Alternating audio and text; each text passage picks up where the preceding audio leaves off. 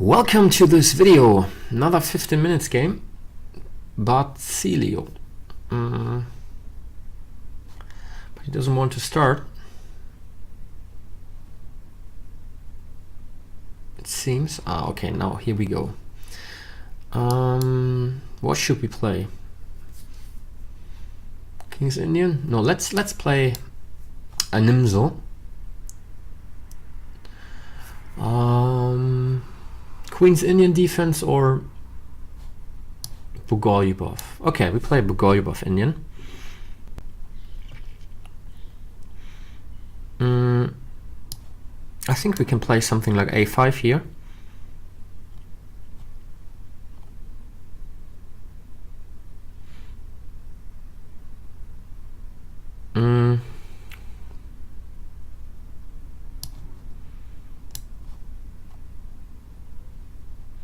Okay, now I think I like to play on the black squares here. So knight c6 and e5 I want to push.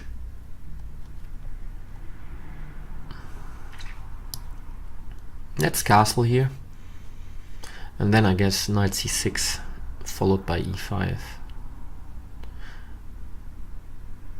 White needs to take a choice here. Where does he want to develop his bishop? On this diagonal or on d3 or e2?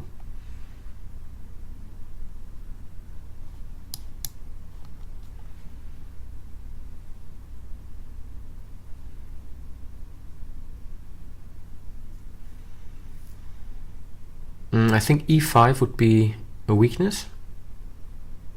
So I could play knight g4. Okay, here bishop d3. So now I don't want him to play e5, because otherwise if I move then the knight, the pawn on h7 would be hanging. So I play e5 myself, and if he blocks I jump to e7.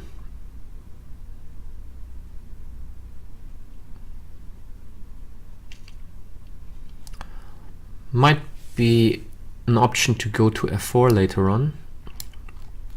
What is more difficult to do is to push for f5, however, later on. So I'm not sure about that. So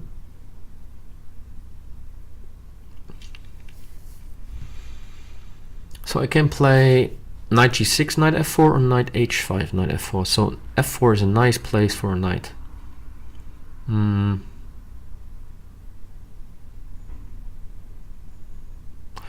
I think I move this knight to f4, so I free the f file, so the f pawn can move,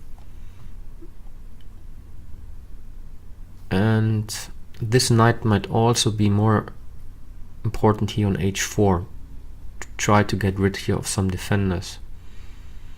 And then I mean the knight also supports f5, the push here. Should I put my queen? But you know, I like my queen to be on h4, so knight g6, knight h4 might be good. What I can also think about is playing g6 and f5, so if he takes I can take back with the g pawn. And if this all happens, it would be nice to have a rook on the g file, if the g file is semi-open. So maybe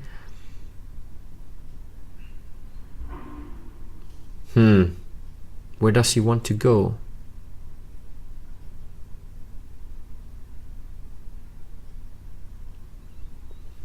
This is a strange move.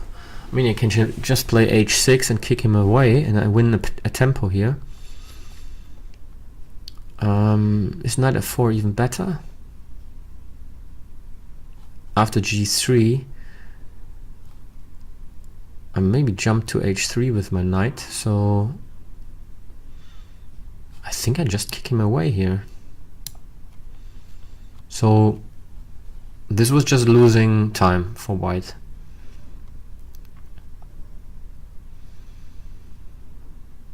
Wow, this cannot be good. I mean, I just take here, and now my my knights are excellent on f4.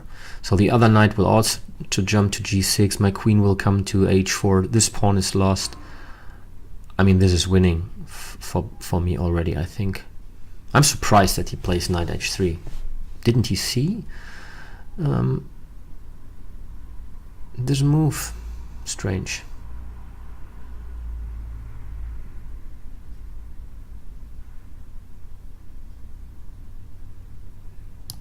Okay, if he plays h5, queen g5 is mate immediately on g2, so he's losing this pawn.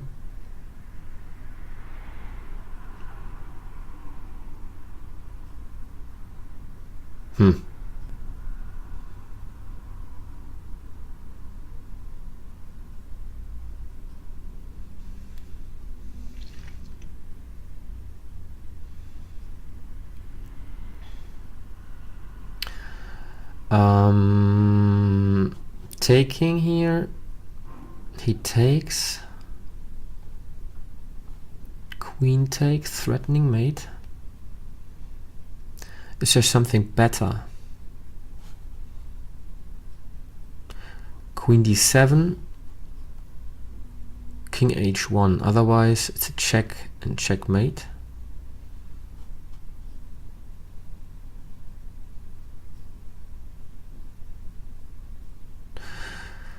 Queen d7, king h1. I play queen h3, threaten the mate. He needs to play the rook here and I take the knight. So he needs to move the knight to e1, right? If he does this, however, I will take on h4, threaten knight f3.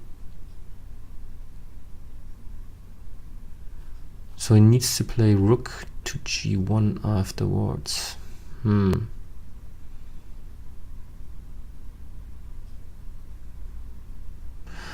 But in this case, I would rather see my knight here on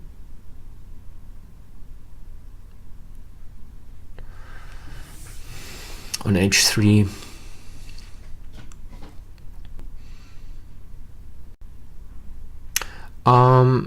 Maybe it's much simpler than I thought. I just take. He takes, I take. He needs to play king g1. Otherwise I check him here and it's checkmate. Afterwards queen h3, threatening a mate and threatening to win a piece. So I guess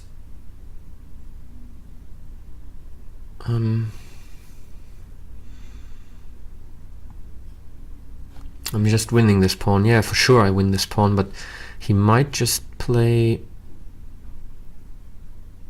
bishop e2 to protect the knight. Doesn't help. So again, queen d7, king h1.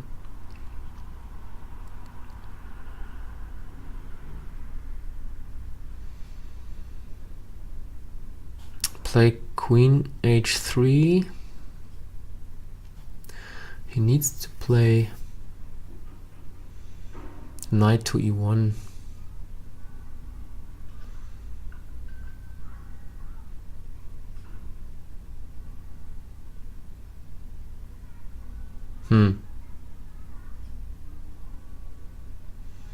And then maybe knight h4, but the rook here. Well, I think this is the option. This is what I need to do.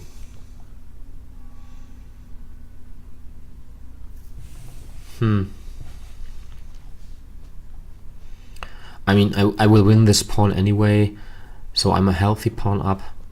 This bishop is locked in. If the knight is on e1, the rooks are not connected anymore, so I guess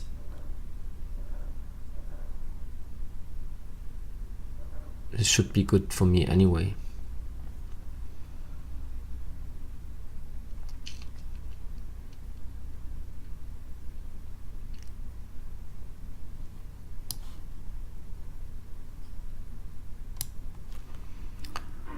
So now I just see knight e1.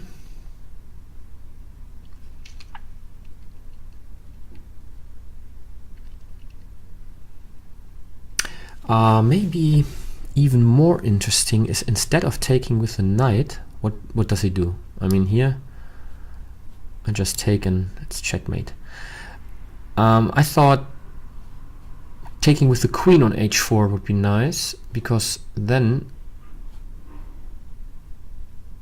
I could have played maybe knight h3 and the other knight to f4.